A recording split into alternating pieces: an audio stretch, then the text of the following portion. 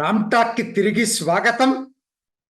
మునంబం ఇప్పటికే చాలా వీడియోలు చేశాను. కేరళలో జరుగుతున్నటువంటి వక్ఫ్ బోర్డు సంబంధించినటువంటి భూ వివాదం మునంబం అనేటువంటి ప్రాంతంలో, చెరాయి మునంబం రెండు చోట్ల. ఏమిటి అసలు ఇది? ఇప్పుడు ఇది చిలికి చిలికి గాలివానిగా మారిపోయింది. ఒక్క ఆ ప్రాంతానికే పరిమితం కాలేదు, మొత్తం కేరళ సమాజాన్ని ఆలోచింపచేస్తా ఉంది. ముఖ్యంగా క్యాథలిక్ క్రిస్టియన్స్ని ఆలోచనలో పడేసింది. ఏమిటి అసలు ఇది?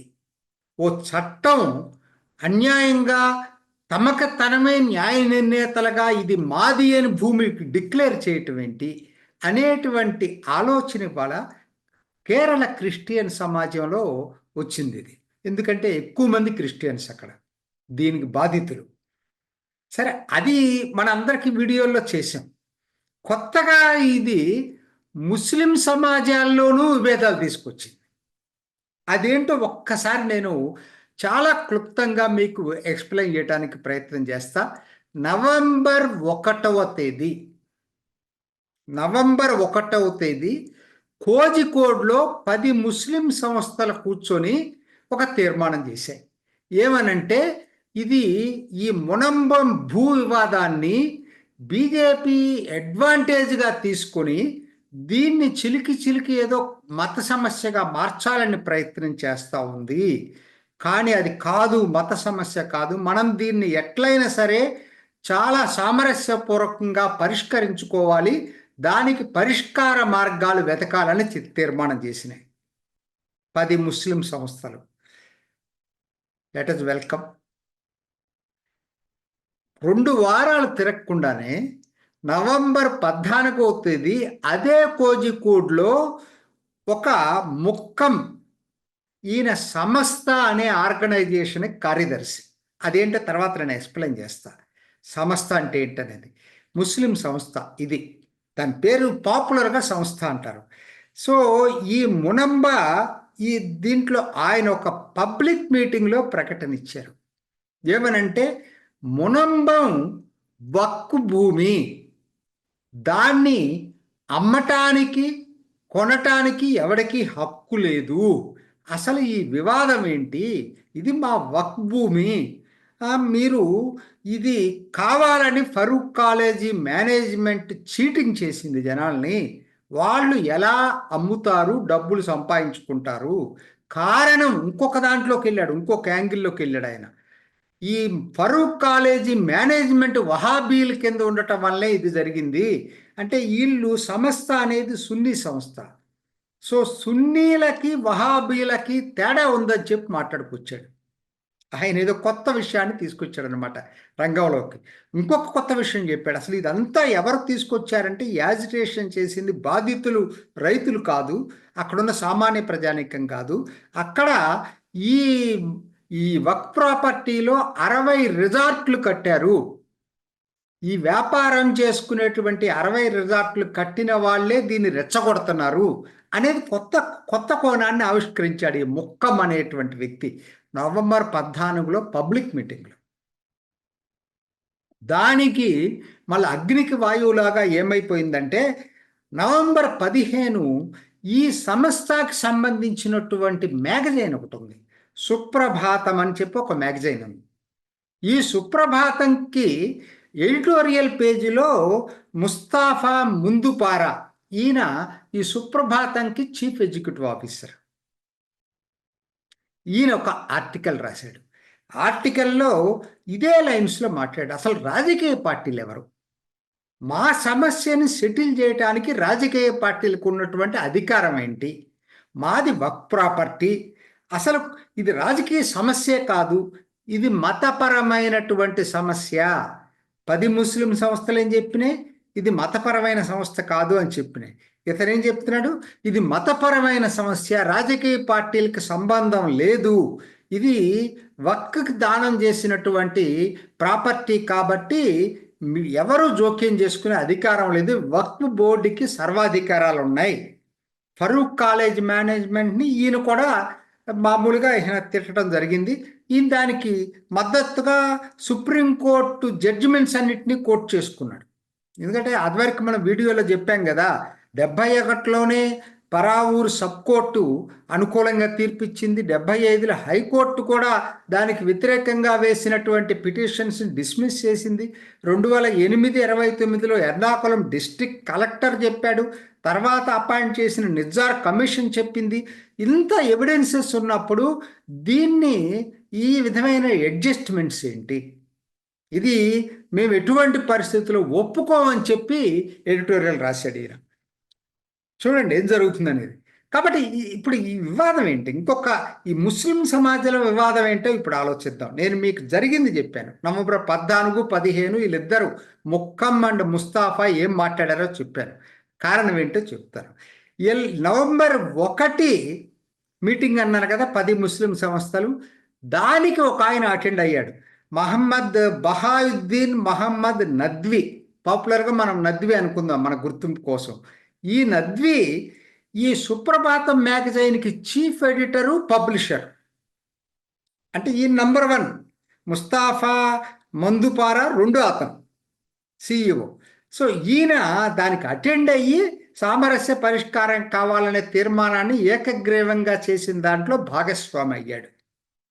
ఇదండి ఇప్పుడు సమస్య ఏంటో చెప్పండి. ఇప్పుడు నేను ఈ సంస్థ ఏంటనేది చెప్తాను. ఈ సంస్థ అనేది ఎప్పటి నుంచో ఉన్నటువంటి సున్నీ స్కాలర్స్ యొక్క హయ్యెస్ట్ డెసిషన్ మేకింగ్ బాడీ. ఇది మొత్తం కేరళలో ఎక్కువ భాగం సున్నీలు. ఈ సున్నీలందరికి కూడా గైడింగ్ ఫోర్స్ అనేది ఏదైనా ఉందంటే ఈ సంస్థ. దీనికి వాస్తవంగా దీని పేరు సంస్థ, దీనికి చాలా ఉంది. సంస్థ కేరళ జమియతుల్ ఉలామా. అఫ్ కోర్స్ దీన్ని ఇప్పుడు ప్రధానంగా ఇది ఈకే ఫ్యాక్షన్ అంటారు. 2గా డివైడ్ అయింది, కానీ ఆ ఈకే ఫ్యాక్షన్ ఇవాళ ఎక్కువ మంది దీన్ని యాక్సెప్ట్ చేశారు ఈ సున్నీల్లో. ఇదండి దీని సంస్థ. దీంట్లో ఒక ముషావరా అని ఒక హైయెస్ట్ డెసిషన్ మేకింగ్ బాడీ ఉంటుంది. దాంట్లో ఈ నద్వి, ఈ ముక్కుం పబ్లిక్ మీటింగ్లో మాట్లాడానన్నా కదా, ఆ ముక్కుం కాదు, ఆ ముక్కుం వీళ్ళిద్దరూ కూడా సభ్యులు, కీలకమైన వ్యక్తులు అన్నమాట సంస్థలో. అట్లనే ముక్కుం పబ్లిక్లో మాట్లాడిన ఆయన, ఎడిటోరియల్ రాసిన ముస్తాఫా ముందుపారా, వీళ్ళిద్దరూ ఒక ఫ్యాక్షన్ అండి. ఏంటంటే వీళ్ళు ఐయుఎంఎల్ తంగల్ ఫ్యామిలీకి వ్యతిరేకం. ఐయుఎంఎల్ ఏంటి? ముస్లిం లీగ్, ఇండియన్ యూనియన్ ముస్లిం లీగు మొత్తం కుటుంబం అనండి. పనక్కాడన ఆ కుటుంబం నడుపుతుందండి ఇదంతా కూడా, తంగల్ ఫ్యామిలీ. ఆ తంగల్ ఫ్యామిలీ రాజీ పడుతుంది అనేటువంటి పేరుతోటి వాళ్ళ కుటుంబానికి వ్యతిరేకంగా వీళ్ళు యాంటీ ముస్లిం ఫ్యాక్షన్ అనుకోండి. ఇది ఒక విధంగా ప్రో సిపిఎం ఫ్యాక్షన్. వీళ్ళ వెనక సిపిఎం ఉందనేది కూడా అందరూ చెప్తా ఉన్నారు. వాస్తవానికి సుప్రభాతం అనే మ్యాగజైన్ ఎక్కడ దాకా వెళ్ళిందంటే, మరి మొన్న గల్ఫ్ ఎడిషన్ ఒకటి ఓపెన్ చేసింది. దానికి ఈవెన్ వీళ్ళు అటెండ్ కాలేదు. అసలు గల్ఫ్ ఎడిషన్కి నద్వి అనే ఆయన అటెండే కాలేదు. అంటే అక్కడ దాకా విభేదాలు తీవ్ర స్థాయిలో వెళ్ళిపోయినాయి అన్నమాట ఇవాళ. అట్లనే ఈ ముస్లిం లీగ్ ఇంకొక మ్యాగజైన్ ఉంది, వీళ్ళదేమో సుప్రభాతం. ఈ సంస్థ అనేది నిజం చెప్పాలంటే ముస్లిం లీగ్కి మాతృ సంస్థ అనుకోండి ఈ సంస్థ అనేది. కానీ ఇవాళ సంస్థలో కొంతమంది చాలా ఇన్ఫ్లుయెన్షియల్ వింగ్ ఇవాళ ముస్లిం లీగ్కి వ్యతిరేకంగా మాట్లాడుతున్నారండి. ముస్లిం లీగ్కి మళ్ళా ఒక మ్యాగజైన్, ఒక పేపర్ ఉంది, అది దాని పేరు చంద్రిక. సంస్థకి సుప్రభాతం, ముస్లిం లీగ్కి చంద్రిక అని ఉందన్నమాట. ముస్లిం లీగ్ వాళ్ళు ఏం మాట్లాడుతున్నారు? సంస్థ అధికారికంగా ప్రకటన చేయమనండి. ఎవరి ముందుపారా చేయటం ఏంటి, లేకపోతే ముక్కం చేయటం ఏంటి, మేము ఒప్పుకోము. మాకు అధికారికంగా సంస్థ ఇటువంటి ప్రకటన చేస్తుందా? ఒకటి నంబర్ 1. ఆయనే కాదు, కున్నాలి కుట్టి రాజకీయ నాయకుడు, నేషనల్ జనరల్ సెక్రటరీ, వాళ్ళకి ఎంపీ కూడా అనుకుంటాను. ఈయన కూడా మేము దానికి కట్టుబడి ఉన్నాం, సామరస్య పరిష్కారం దీనికి చెయ్యాలి, అంతేగాని ఇది వక్ ప్రాపర్టీ కాబట్టి ఇది దీంట్లో పరిష్కరించడానికి ఇంకా వేరే ఏం లేదు అనేటువంటిది మేము ఒప్పుకోమని చెప్పి కున్నాలి కుట్టి చెప్పాడనమాట. ఇదే మరి ఇదంతా ఈపీ ఫ్యాక్షన్ అని చెప్పా కదా. ఏపీ ఫ్యాక్షన్ ఇంకోటి ఉంది, వాళ్ళు ప్రకటన ఇచ్చారు. ఏంటంటే మేము అదే టైంలో వీళ్ళిద్దరు చెప్పేది ఏంటంటే, మేము ఇప్పుడు వాళ్ళని వెకేట్ చేయమని అడగట్లే 600 కుటుంబాలని. కాకపోతే వాళ్ళకి వేరే చోట భూమి చూపించి వాళ్ళకి కాంపెన్సేషన్ ఫరూక్ కాలేజే ఇవ్వాలి. వాళ్ళే డబ్బులు కాజేసింది వీళ్ళ దగ్గర, అసలు సంబంధం లేకుండా వక్ఫ్ ప్రాపర్టీని అమ్మే రైట్ లేకపోయినా అమ్మింది ఫరూక్ కాలేజీ కాబట్టి వాళ్ళే వీళ్ళకి కాంపెన్సేషన్ డబ్బులు ఇవ్వాలి. ప్రభుత్వం భూమి వేరే చోట ప్రత్యామ్నాయ భూమిని చూపించి వీళ్ళని ఖాళీ చేయించాలి. ఇది ఈ 2 ఫ్యాక్షన్స్ కూడా ప్రధానంగా చేస్తున్నటువంటి డిమాండ్. దీని మీద 23వ తేదీ విజయన్ ఒక సమావేశం ఏర్పాటు చేశాడు. ముందేమో ఇప్పుడే పెట్టాడు, ముందే పెట్టాడు 13వ తారీఖు 14వ తారీఖు. అది పోస్ట్ పోన్ అయింది కదా, ఏది పాలక్కాడ్ ఉప ఎన్నిక 20వ తారీఖు. అందుకని 23వ తారీఖు మీటింగ్ పెట్టాడు. నాకు తెలిసి ఇది సాల్వ్ చేయటం అంత తేలికైనటువంటి విషయం కాదు. ఎందుకంటే ముస్లింలో ఫండమెంటల్ ఆర్గనైజేషన్స్ అన్నీ కూడా మాది వక్ఫ్ ప్రాపర్టీ, దాని మీద కాంప్రమైజ్ లేదు, రాజకీయాలతో సంబంధం లేదు, మత సమస్య మాది, మాకు ఉండాల్సిందే, ఈ భూమి మీద ఎవరికి హక్కు లేదు, మాకు దప్పుతే అనేది వాళ్ళు చెప్తా ఉన్నారు. ఎలా పరిష్కారం అవుతుందో చూడాలి ఇది. కాకపోతే హిందువులు క్రిస్టియన్స్లో ఒక ఆలోచన మొదలైందండి. దానికి కారణం ఏంటి తెలుసా? అసెంబ్లీలో వీళ్ళు ఒక తీర్మానం చేశారు. ఏకగ్రీవంగా యూడిఎఫ్ ఎల్డిఎఫ్ కలిపి ఇద్దరు కలిసి పార్లమెంట్లో వక్ఫ్ చట్టానికి సవరణలు ఏదైతే ప్రభుత్వం తీసుకొచ్చిందో వాటిని ఉపసంహరించుకోవాలని ఏకగ్రీవ తీర్మానం చేశారు. ఇవాళ హిందువుల్లో క్రిస్టియన్స్లో ఒక ఆలోచన మొదలైంది. ఆ తీర్మానం ఎలా కరెక్ట్, ఎందుకు వీళ్ళు తీర్మానం చేశారు? ఆ సవరణలు కరెక్టే కదా, ఆ సవరణలు జరిగితే ఇవాళ ఈ సమస్య ఉండదు కదా, ప్రభుత్వమే పరిష్కరిస్తుంది కదా. ఇప్పుడు వక్ఫ్ బోర్డు ఏమంటుంది? అసలు ప్రభుత్వానికి ఎక్కడ హక్కు ఉందని అంటుంది. నిజమే కదా, ఇప్పుడున్న చట్టం ప్రకారం హక్కే లేదు. అందుకనే కేంద్ర ప్రభుత్వం సవరణలు తీసుకొస్తుంది. సో ఇది హిందువులు క్రిస్టియన్స్లో ఓ రకమైనటువంటి అసంతృప్తిని రగిల్చింది ఈ 2 కూటముల మీద. ఎందుకంటే తీర్మానం చేయటం ఏంటి, ఏకగ్రీవంగా వీళ్ళు ఈ సంస్కరణలకు వ్యతిరేకంగాని ఆలోచనలు రేకెత్తించింది. ముందు ముందు ఇది రాజకీయ ప్రకంపనలు కేరళలో సృష్టించబోతుంది. చూద్దాం ఏం జరుగుతుందో. ఇది ఈనాటి రామ్ టాక్. ఇంకొక ఎపిసోడ్లో మళ్ళా కలుసుకుందాం. నమస్తే.